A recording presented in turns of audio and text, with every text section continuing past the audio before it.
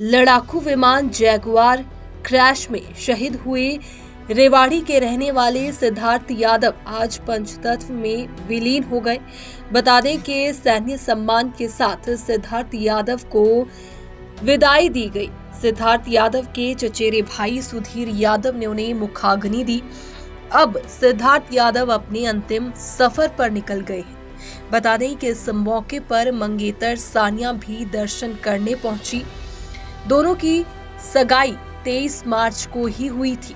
बता दें कि सिद्धार्थ अपने माता पिता के इकलौते बेटे थे और कुछ दिन पहले ही छुट्टी काटकर वापस लौटे थे, लेकिन 2 मार्च को लड़ाकू विमान जैगुआर गुजरात के जामनगर में क्रैश हो गया, जिसमें लेफ्टिनेंट सिद्धार्थ यादव की दुखद मौत हो गई।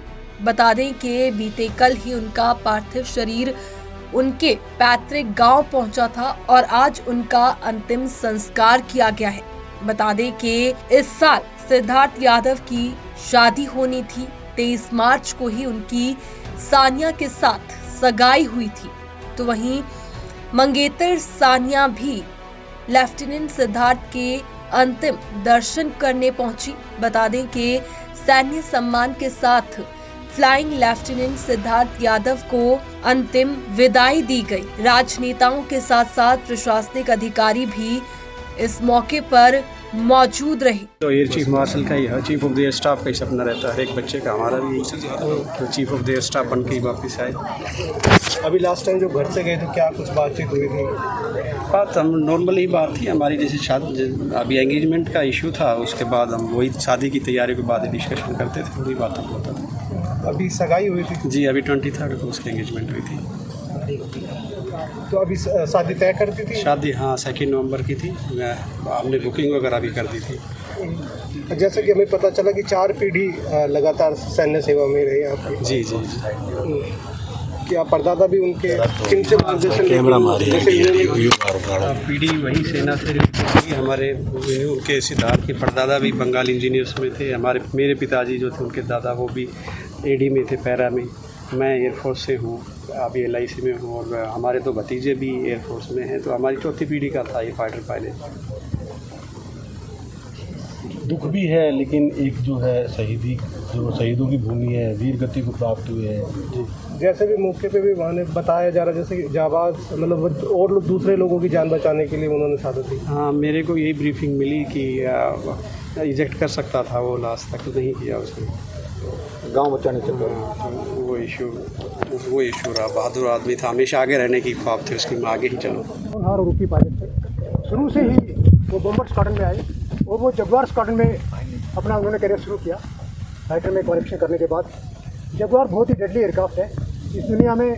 यदि मैं सही हूँ तो भारत के सिवा जगुआर को कोई नहीं उड़ा रहा, हम ही उड़ा रहे हैं। आप राफेल का नाम सुनते होंगे।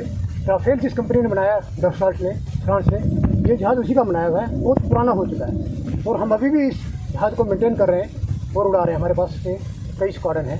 ये लड़का भी अच्छा कर रहा था उसमें और जल्दी ही इसका टाइम के अनुसार प्रमोशन हो गया था। पायलट बन गए थे 21 में। उसके बाद ये छुट्टी पे आए हुए थे, अभी रेवाड़ी में ही रह रहे थे। आई थिंक 23 मार्च को इनकी सगाई फिक्स हो गई थी। शादी अभी नवंबर में होने वाली थी और 31 मार्च को ये छुट्टी से वापस गए। जैसे ही छुट्टी से वापस गए तो जो ट्रेंड होता है फाइटर स्क्वाड्रन में, उसी हिसाब से उनको, क्योंकि छुट्टी के बाद थोड़ा सा पायलट घर में रहता है, उसको रिफ्रेश करने के लिए Q-Fly के साथ उड़ना होता है। तो अपनी डे फ्लाई कर चुके थे। नाइट फ्लाइंग की फर्स्ट सोटी में गए और वहाँ एयरक्राफ्ट में कोई गड़बड़ी आई। जैसे ही गड़बड़ी आई तो एयरक्राफ्ट आउट ऑफ कंट्रोल हो गया। Q-Fly ने भी बहुत कोशिश की, सिद्धार्थ ने भी बहुत कोशिश की, लेकिन Q-Fly बाई लक बच गए, इजेक्ट हो गए। सिद्धार्थ नहीं हो पाई और उन्होंने इस तरह अपने इस फ्लाइंग मिशन के अंदर अपने सर्वोत्तम बलिदान, प्राणों की आहुति राष्ट्र के नाम कर दी। Day for yesterday. सर, जैसे अभी बताया गया है, उनके फादर ने बताया कि उन्होंने जो है वो चाहते तो बच सकते थे, लेकिन वो एयरक्राफ्ट को एक खाली जगह में ले गए। और वो एक सेट SOP है, क्योंकि जब जहाज़ गांव के ऊपर होता है, कोई भी पायलट सोचता है कि मैं तो इमरजेंसी में मैं तो मरूंगा ही मरूंगा, उसके में कोई मतलब चांस नहीं होते। लेकिन नीचे जो नुकसान होता है उसको बचाने के लिए वो गांव से बाहर करते हैं। कोशिश करते हैं जो भी टाइम है कि किसी तरह गांव से निकाला जाए और जो नीचे जो है वो कम से कम कोई किसी का घर ना टूटे, किसी की मौत ना हो, तो हर पायलट कोशिश करता है।